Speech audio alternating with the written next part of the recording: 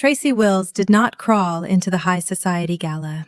She stormed it, wearing a floor-length midnight blue gown that made her look like $1,000,000, even if her bank account currently held exactly 42 pounds. It was sharp, elegant, and the perfect armor for a young lawyer trying to impress old money. Her heels clicked against the marble floor of the Lancaster Ballroom inside London's legendary Savoy Hotel, as she checked her reflection in a gold mirror and adjusted the heavy velvet clutch pinned under her arm. Inside that clutch, wrapped carefully in a microfiber cloth to keep it pristine, lay a solid brass 1971 vintage Arsenal keyring. It was a museum-quality piece of football history that she had spent 3 agonizing weeks tracking down for a wealthy collector. That side hustle was the only thing keeping her afloat while she waited for her first official paycheck as a newly qualified lawyer. Suddenly, her phone buzzed in her hand. It was a text from her closest friend, the one who had spent months setting up this blind date with a wealthy, sports-loving guy. The message was frantic. "He is there right now. Go to the East Wing bar. It is exactly 9 o'clock. Look for a guy who is tall, sharp, wearing a gray pocket square, and standing completely alone. Do not miss him." Tracy locked her phone, took a deep breath, and turned toward the East Wing. The ballroom was a sea of glittering diamonds, expensive perfume, and loud laughter from global investors attending the annual Anglo-African Energy Gala. She bypassed a silver tower of champagne glasses, her eyes scanning the crowd. At exactly 9:02, her gaze locked onto the bar. There he was. He was incredibly tall, with a sharp jawline and broad shoulders tailored into a midnight black Tom Ford tuxedo. And there, peeking out from his breast pocket, was a perfectly folded silk gray pocket square. He stood entirely alone, holding a glass of whiskey, looking thoroughly bored by the billionaire nonsense happening around him. Tracy smiled, hiding the butterflies in her stomach. She walked straight up to him, her navy train sweeping behind her, and stepped directly into his personal space. The man turned his head, his dark eyes narrowing slightly as he took her in. He didn't speak, but he had the kind of intense presence that could make a lesser person turn around and run. Tracy, however, had just survived 3 years of law school and a brutal bar exam. She didn't scare easily. "You know, the problem with staying late at the office is that you miss the kickoff," Tracy said, her voice smooth and full of playful confidence. "But I suppose a true gooner always finds a way to show up for the big game." The man raised an eyebrow, his lips twitching into a tiny, intrigued smile. "A gooner?" he asked, his voice a deep, rich baritone. "You think I look like a football fan?" "A smart woman never relies on looks alone," she replied, tilting her head. "We rely on the evidence." Before he could respond, Tracy reached out and grabbed his hand. His palm was warm, large, and surprisingly calloused for a man in a tuxedo. She unzipped her clutch, slipped the heavy, cold brass 1971 keyring out of its cloth, and pressed it firmly into his palm. She closed his fingers over it, letting her touch linger for just a second. "Consider this a token for my favorite fan," Tracy whispered, leaning in close enough that he could smell her vanilla perfume. "Don't be late for our actual dinner next week." She gave him one last, unforgettable look, turned on her heel, and melted seamlessly into the thick crowd before he could even open his mouth to reply. If you love stories where a single mistake changes everything, you are in the right place. Welcome to Afro Soulmates to all our new friends, and welcome back to the family if you've been here before. Do not let the next twist catch you off guard. Hit that subscribe button right now, drop a comment telling me if you think she just made the biggest mistake of her life, and share this with a friend who loves a good mystery. Now, let's jump right back into the fire. Brian O. stood by the bar, his hand still closed around the heavy piece of metal. He opened his fingers and looked down. It wasn't a business card, and it wasn't a phone number. It was a rare, beautifully preserved piece of football history. Brian felt a sudden jolt of genuine shock hit his chest. He was a billionaire titan, a man who ran a global corporate empire with an iron fist, and he guarded his private life fiercely. Nobody in this room knew his deepest, most unbusinesslike secret. He was a die-hard, obsessive fan of Arsenal. He hid it completely to maintain his image as a cold, calculating machine. He looked up quickly, his eyes searching the ballroom for the stunning African woman in the navy dress, but she was completely gone. Brian looked down at the keyring again. The brass was cold, but his skin felt like it was on fire. He turned to his personal assistant, a chaotic, luxury-loving man named Chuka, who had just strolled up with a plate of caviar. "Find out who she is," Brian ordered, his voice flat but commanding. Chuka blinked, looking at his boss. "Who? The woman who just gave you a piece of junk?" "It is not junk, Chuka. It's a 1971 mint-condition keyring. And if you don't find her name in the next 10 minutes, you are walking home." Tracy, meanwhile, was practically sprinting down the hallway toward the exit. Her phone was buzzing again. She picked it up, expecting her date to ask where she went. Instead, the text read, "Hey, so sorry, I got stuck in bad traffic on the bridge. I'm just pulling up to the hotel now. I'm wearing a gray suit with a red tie. Where are you?" Tracy stopped dead in her tracks, her blood turning to ice. A gray suit, a red tie. She turned around and looked back toward the ballroom. If her actual date was just arriving, then who on earth had she just given a priceless, vintage artifact to? She had to get that keyring back. That item was supposed to pay her rent for the next 2 months. Tracy spun around, ignoring the stares of the passing guests, and marched right back into the East Wing. But the bar was completely empty. The tall man with the gray pocket square had vanished into thin air. The next morning, Tracy sat in a sleek, glass-walled conference room on the top floor of a skyscraper. She was exhausted, having spent the entire night tossing and turning, wondering how she was going to replace the missing piece of memorabilia. But today was her first official assignment as a new lawyer under her formidable aunt, Cassandra. Cassandra was a force to be reckoned with, a woman who owned a massive oil and gas conglomerate and had funded Tracy's entire education. She did not tolerate failure. "Listen to me carefully, Tracy," Cassandra said, leaning across the mahogany table, her diamonds catching the morning sun. "This merger is the biggest deal of my life. We are partnering with O Holdings. The CEO is a ruthless, unyielding man who does not give second chances. You are here to review the final contracts. Do not speak unless spoken to, and do not make a mistake." The heavy glass doors of the boardroom swung open. Tracy stood up politely alongside her aunt, her legal notepad clutched against her chest. A group of executives walked in, led by a man whose presence completely commanded the room. Tracy looked up and her heart stopped.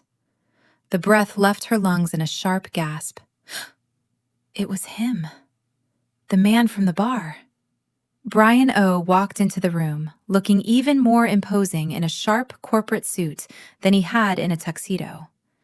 He didn't look like a football fan today.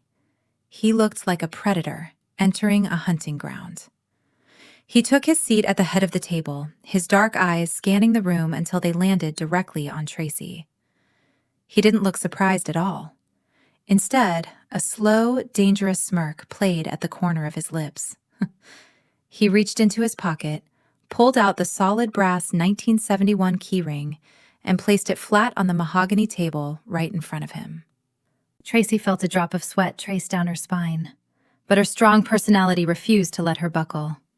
She looked directly back at Brian, her chin lifting slightly.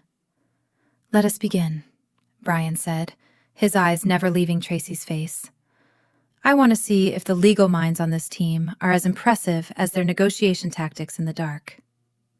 Cassandra frowned, looking between her niece and the billionaire, sensing the strange, thick tension in the air. "Tracy, open the first file," she commanded. Tracy opened the folder, her hands perfectly steady despite the chaos screaming in her mind. "A good lawyer knows that the loudest voice in the room is usually the weakest," she said, directing the words toward the documents, though everyone knew exactly who they were meant for. "Let us look at the actual facts." Brian let out a low chuckle that sent a shiver through the room. "A bold statement for someone who just started carrying the briefcase," he countered. The meeting progressed into a grueling 4-hour battle of numbers and legal clauses. Tracy proved exactly why she graduated at the top of her class. She caught 3 hidden clauses that would have put her aunt's company at a massive disadvantage, explaining the risks with a clear, sharp intelligence that left the older executives completely silent. Every time she spoke, Brian watched her, his expression shifting from amusement to genuine, deep respect. By the time the meeting adjourned, Tracy's back was stiff. Cassandra left the room briefly to take a call, leaving Tracy alone to pack up the heavy files. "You left this behind last night," Brian said, walking over to her side of the table. He picked up the keyring and held it out to her. Tracy didn't take it immediately. She looked at his hand, then up at his face. "I made a mistake. I thought you were someone else."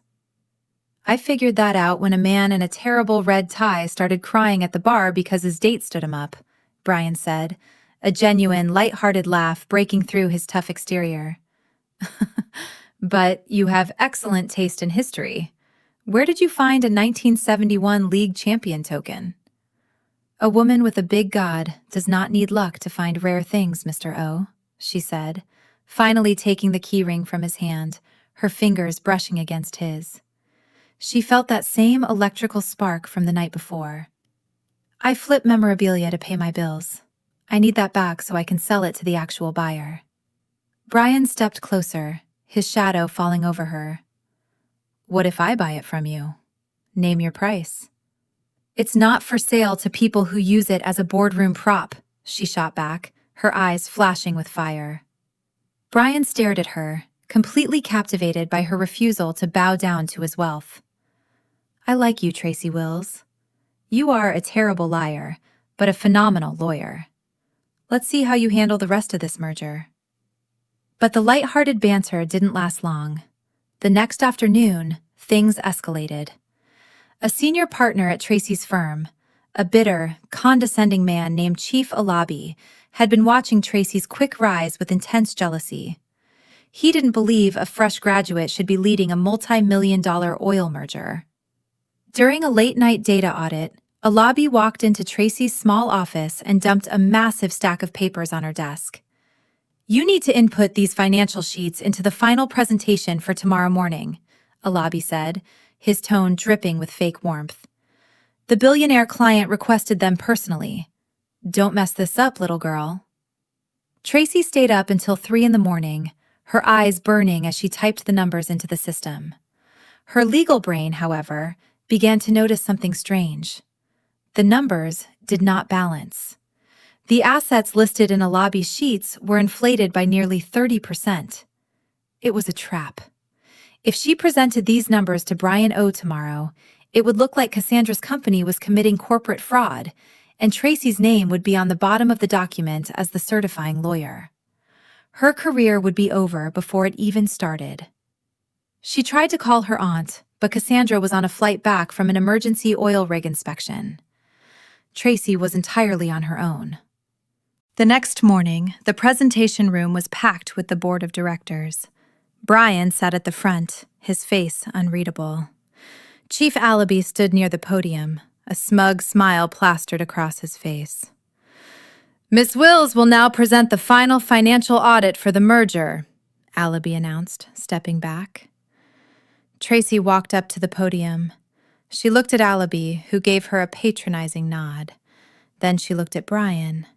He was watching her intently, noticing the dark circles under her eyes. Tracy took a deep breath, adjusting the microphone. "Pride goes before a fall, but knowledge is the shield of the righteous," she murmured to herself, recalling her grandmother's old words of wisdom. She opened the digital presentation, but instead of showing the fraudulent numbers Alibi had given her, she displayed a completely different set of data. She had spent the remaining hours of the night pulling the real, unedited tax records from the government archives. The documents provided to me late last night contained severe discrepancies that would have compromised this entire merger, Tracy announced, her voice booming through the speakers with absolute authority. I have compiled the true, verified data here. As you can see, the true valuation ensures a clean, legal partnership. The room erupted into whispers. Chief Alibi's face turned an ugly shade of purple. "This is unacceptable," he shouted, standing up. "This girl is rewriting corporate files without authorization." Brian O. did not stand up. He slowly leaned back in his leather chair, a cold, dangerous look entering his eyes as he stared at Alibi. "Sit down, Alibi," Brian said. His voice was quiet, but it silenced the entire room instantly. He looked back up at Tracy. He didn't step in to defend her. He knew she didn't need a savior. He simply nodded at her, giving her the floor. "Continue, Miss Wills. Prove your case." Tracy spent the next 20 minutes completely dismantling the fraudulent data, proving exactly how the system had been manipulated and showcasing her brilliant legal mind. When she finished, the board was completely silent. Chief Alibi was sweating through his expensive suit. "This merger will proceed," Brian announced, standing up and buttoning his jacket. "As for Chief Alibi, his contract with my firm is terminated, effective immediately. And the legal lead on this project from now on will be Tracy Wills."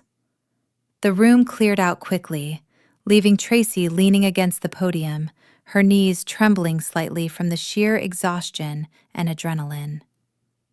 "You did well," Brian said, walking up to her. He didn't look like the cold titan anymore. He looked proud. "I told you, I'm a go-getter," Tracy said, trying to smile, though her energy was completely spent. "Come with me," Brian said, grabbing her hand gently. "You need to get out of this office." He drove her away from the concrete jungle of the city, down toward a quiet, private stretch of the coast where the waves crashed against the white sand. They walked along the beach, the salty wind blowing Tracy's hair around her face. For the first time, Brian opened up, talking about his heavy family responsibilities, his love for traveling, and how he used his tough image to protect himself from people who only wanted his money. "A crown is heavy, but it is lighter when you have someone strong enough to help you carry it," Brian said, looking out at the ocean. Tracy looked at him, seeing the real man behind the billionaire title. "And what makes you think I want to help you carry it?" she teased, though her heart was pounding. "Because you already handed me the key to your heart at a gala," he said with a wink, pulling the 1971 keyring out of his pocket once more. "I told you that was a mistake," Tracy laughed, reaching for it, but Brian held it high above his head, using his height to keep it away. Tracy laughed loudly, running after him as he trotted down the shoreline. She kicked off her high heels and dove into the shallow water, splashing him thoroughly and completely ruining his expensive designer shirt. Brian laughed, a loud, genuine sound that his assistant had probably never heard in 10 years of working for him. 2 weeks later, the merger was officially signed. To celebrate, Brian told Tracy he was taking her to a business dinner to finalize her new promotion. He picked her up in a sleek black car, but they didn't drive to a restaurant. The car pulled up outside the massive, towering gates of Emirates Stadium. The entire venue was completely dark, empty, and silent. Brian led her through the private VIP entrance and out onto the edge of the pitch. Suddenly, the massive floodlights slammed on, illuminating the brilliant green grass in a spectacular display of light. Tracy gasped, looking around the empty stadium. "Brian, what is this?" "You said a true gooner never misses the kickoff," Brian said, stepping in front of her. He reached into his pocket and pulled out a small velvet box. He opened it. Inside was not a diamond ring, but a brand new set of keys attached to the vintage 1971 brass keyring. "These are the keys to a private luxury office space in the center of London," Brian said, his voice dropping to a serious, deeply emotional tone. "You are too brilliant to work under anyone else's shadow, Tracy. I want to fund your own legal practice. I want to be your partner in business and in everything else." Tracy looked from the keys to his eyes, tears blurring her vision. "Brian, this is too much. I can't accept this from a client." "I am not your client anymore, Tracy," he said, stepping closer, his hand coming up to cup her cheek. "I am the man who is completely, entirely in love with you." Tracy smiled, her heart overflowing. She reached out, took the keys, and was just about to lean in to plant her lips on his when his phone, which was sitting on the stadium railing, began to flash with an emergency alert. Brian glanced down at the screen, and the smile completely vanished from his face. The color drained from his cheeks as a live news broadcast popped up on the display. The headline read, "Massive fire breakout at Cassandra Petroleum Refinery. Investigation suggests foul play and intentional corporate sabotage." Brian's phone rang instantly. It was Chuka, his voice panicked and screaming through the speaker. "Brian, turn on the news! It's not just the refinery! Someone just leaked Tracy's private tax records to the police, and they are claiming she was the one who authorized the fraudulent data sheets before the merger. The police are heading to the stadium right now with an arrest warrant.